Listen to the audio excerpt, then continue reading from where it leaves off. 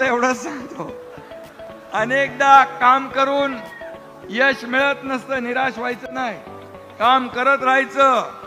आणि म्हणून लोकांनी मला काय दिलं यापेक्षा मी लोकांना काय दिलं आणि काय देणार हे लक्षात ठेवायचं आणि काम करायचं. आणि म्हणून मी आपल्याला एवढंच सांगतो बापू, एखादी मॅच हारला म्हणून विराट कोहलीची बॅट थंड पडत नाही. पुढल्या मॅच मध्ये दुप्पट जोराने तुटून पडते आणि चॅम्पियन ट्रॉफी घरात येते. त्यामुळे चिंता करू नका.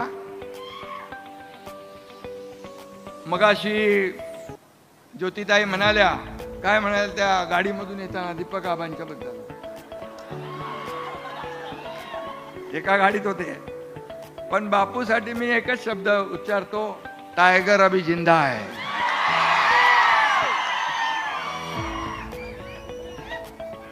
अरे त्याला काय वाऱ्यावर सोडणार नाही मी.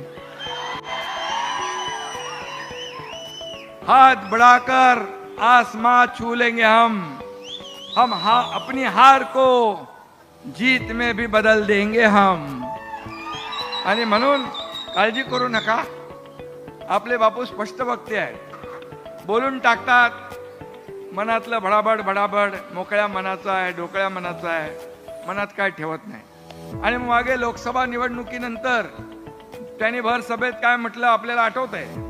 बापू म्हणाले होते, ज्यांनी पाणी अडवण्याचं काम केलं त्यांना तुम्ही लोकसभेत पाठवलं, मला पाणी दिलं त्यांना तुम्ही घरी बसवलं. बरोबर ना? मोकळ्या मनाने बोलणारा माणूस आहे. आणि सांगोला दुष्काळ मुक्त करण्यासाठी बापूंनी खूप प्रयत्न केले. मी मुख्यमंत्री होतो त्यावेळी बापू जेव्हा जेव्हा मला भेटले तेव्हा त्यांच्या डोळ्यात फक्त आणि फक्त सांगोल्यासाठी पाणीच होतं. सांगोल्याचं पाणी कसं, सांगोल्याला कसं. आणि म्हणून सांगोलाच नाही,